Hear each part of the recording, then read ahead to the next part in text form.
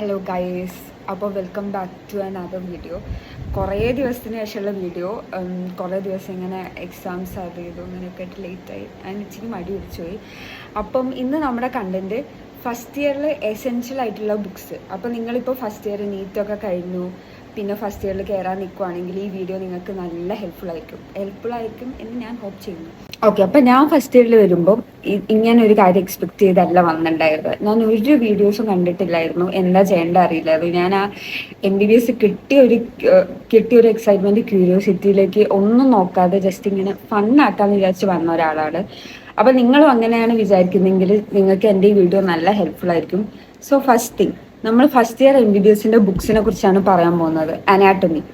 അനാട്ടമിയാണ് first ഇയറിൽ ഏറ്റവും എന്താ പറയുക, ഈസിയാണ്, ബട്ട് സ്റ്റിൽ മാർക്ക് സ്കോർ ചെയ്യാൻ ഡിഫിക്കൽട്ടാണ്. അങ്ങനത്തെ ഒരു സബ്ജക്റ്റാണ് അനാട്ടമി എന്ന് പറയുമ്പോൾ കറക്റ്റ് സ്ട്രക്ചേഴ്സ്, ബോർഡേഴ്സ്, ബൗണ്ടറീസ് നിങ്ങൾ ഫസ്റ്റ് ഇയറിൽ എത്തുമ്പോൾ നിങ്ങൾക്ക് മനസ്സിലാവും, എല്ലാം കറക്റ്റായിട്ട് അറിഞ്ഞിരിക്കണം. അപ്പോൾ നമ്മൾ ഫസ്റ്റ് ഇയർ എത്തുന്ന സമയത്ത് ടീച്ചേഴ്സ് നമ്മളോട് പല ബുക്സ് ഇങ്ങനെ ചൂസ് ചെയ്യാൻ പറയും. അതായത് അവരെപ്പോഴും സ്റ്റാൻഡേർഡ് ബുക്സ് ആണ് പറയുക, by international authors, Gray's anatomy, Cunningham, അങ്ങനത്തെ ബുക്കൊക്കെ.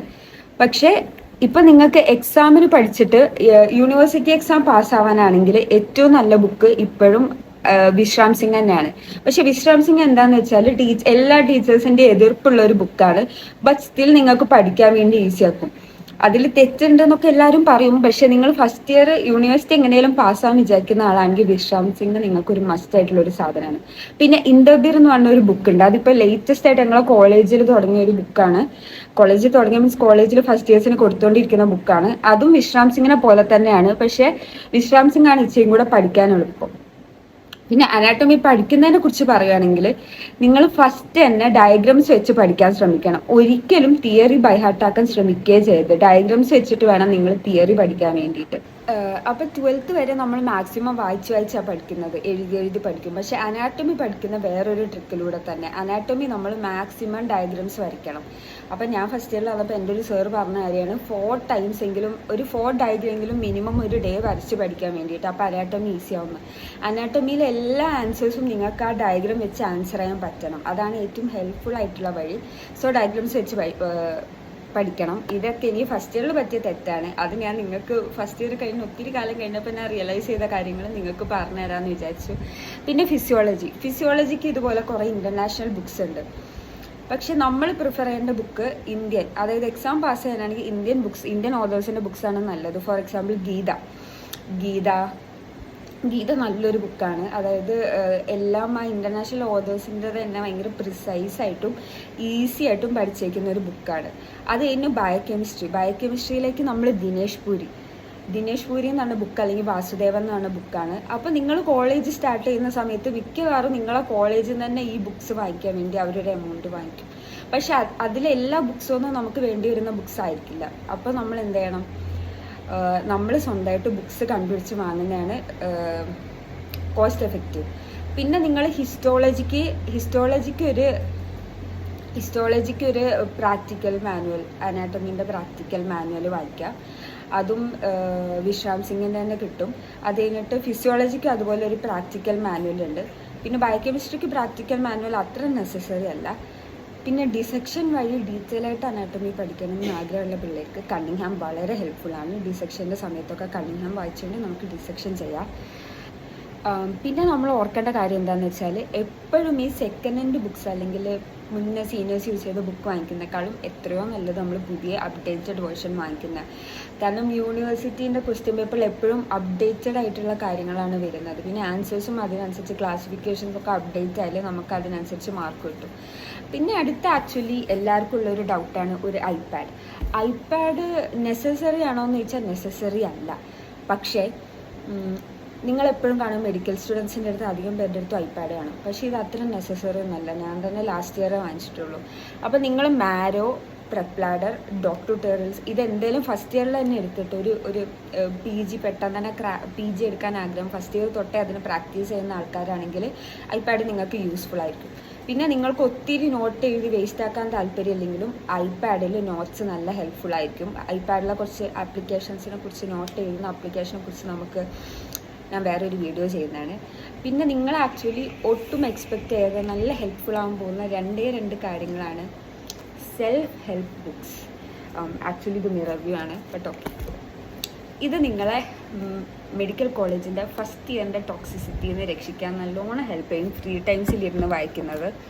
ആൻഡ് പ്ലസ് നിങ്ങൾക്ക് എക്സാമിന് പ്രിപ്പയർ ചെയ്യാൻ വേണ്ടിയിട്ട് ഒരു ഡെസിഫർ, ഫസ്റ്റ് ഇയറിൻ്റെ ഡെസിഫർ അല്ലെങ്കിൽ ഫസ്റ്റ് ഇയറിൽ ലുമിനേഴ്സിൽ യൂണിവേഴ്സിറ്റി ക്വസ്റ്റ്യൻസ് ഉണ്ടാകും, പ്രീവിയസ് ഇയർ യൂണിവേഴ്സിറ്റി ക്വസ്റ്റ്യൻസ്. അത് നല്ല ഹെൽപ്ഫുൾ ആയിരിക്കും. പിന്നെ നിങ്ങളെ ഞാനിപ്പോൾ ഫസ്റ്റ് ഇയർ കഴിഞ്ഞപ്പം എനിക്ക് പറ്റിയൊരു അബദ്ധമാണ് ഞാൻ പറയുന്നത്. നിങ്ങളുടെ ടീച്ചേഴ്സിനെ നമ്മൾ മാക്സിമം യൂട്ടിലൈസ് ചെയ്യാൻ ശ്രമിക്കുക. സ്കൂളിലെ ടീച്ചേഴ്സിനെ പോലെ ഫ്രണ്ട്ലി എല്ലാം നമുക്ക് ഫസ്റ്റ് ടൈം തോന്നുമെങ്കിലും നമ്മൾ എല്ലാ ഡൗട്ടും ചോദിക്കുമ്പോൾ അവർ അവരുടെ ടൈം എടുത്ത് നമുക്ക് എല്ലാം എക്സ്പ്ലെയിൻ ചെയ്തു തരും. നമ്മൾ അത്ര ഇരുന്ന് പഠിക്കണം എന്നല്ല പറയുന്നത്, പഠിക്കുന്ന കോൺസെപ്റ്റ് ക്ലിയർ ആക്കി പഠിക്കണം. ജസ്റ്റ് ഇങ്ങനെ വായിച്ചിട്ട് എക്സാമിന് വേണ്ടി ബൈ ഹാർട്ട് ആക്കിയിട്ട് കാര്യമില്ല. സോ കോൺസെപ്റ്റ് ക്ലിയർ ആകാൻ വേണ്ടി ഒരു ഇത്തിരി പോലും ക്ലിയർ ആയിട്ടില്ലെങ്കിൽ നമ്മൾ അപ്പം തന്നെ ടീച്ചേഴ്സിനോട് വഴി ക്ലിയർ ആകുമ്പോൾ അത് നമുക്ക് ആക്ച്വലി നല്ല ഹെൽപ്ഫുള്ളാണ്.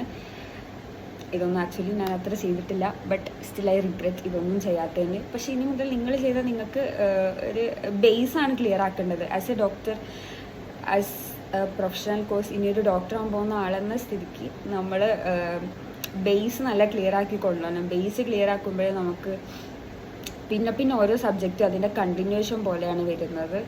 സോ ഫസ്റ്റ് ഇയറിൽ ടെക്സ്റ്റ് ബുക്സ് ഇതൊക്കെയാണ്. പിന്നെ എക്സ്ട്രാ ആണെങ്കിൽ നിങ്ങൾ കുറച്ച് നോട്ട്സ് ലൈക്ക് പെന്ന്, പിന്നെ കളർ പെൻസിൽസ് മസ്റ്റാണ്. കാരണം നമ്മൾ എല്ലാ അനാട്ടമി പേപ്പറിലും റെക്കോർഡിലൊക്കെ നമ്മൾ കളർ പെൻസിൽ നല്ല മാക്സിമം കളർഫുള്ളായിട്ട് വരച്ചാൽ നമുക്ക് നല്ല മാർക്ക് സ്കോർ ചെയ്യും.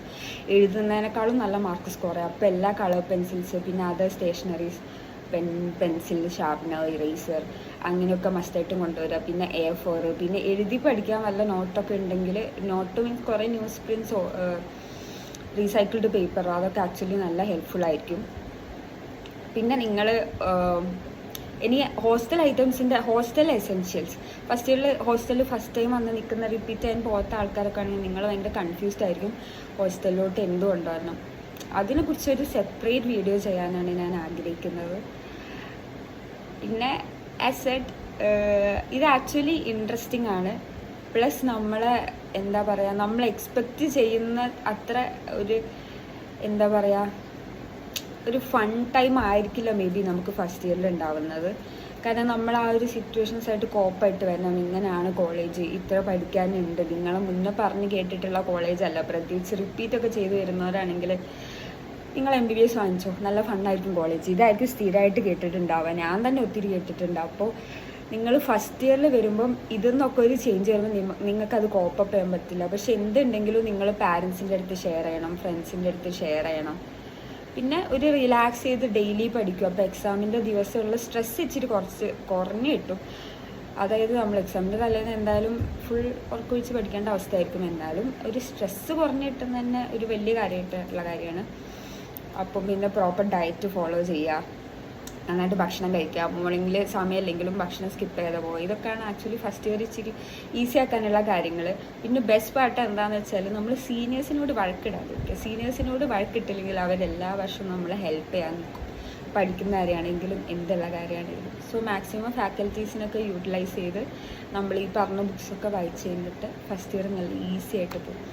അപ്പോൾ ഇനി ഫസ്റ്റ് ഇയറിൽ കയറാൻ വരുന്നവർ ഭയങ്കര എക്സൈറ്റഡ് ആയിട്ടില്ലേ. അപ്പം നിങ്ങൾ എക്സൈറ്റഡ് ആവുന്ന പോലത്തെ ഒരു കോളേജ് നിങ്ങൾക്ക് കിട്ടട്ടെ. എല്ലാവരും ഭയങ്കര ഹാപ്പി ആയിട്ട് ഫസ്റ്റ് ഇയർ എൻജോയ് ചെയ്യട്ടെ.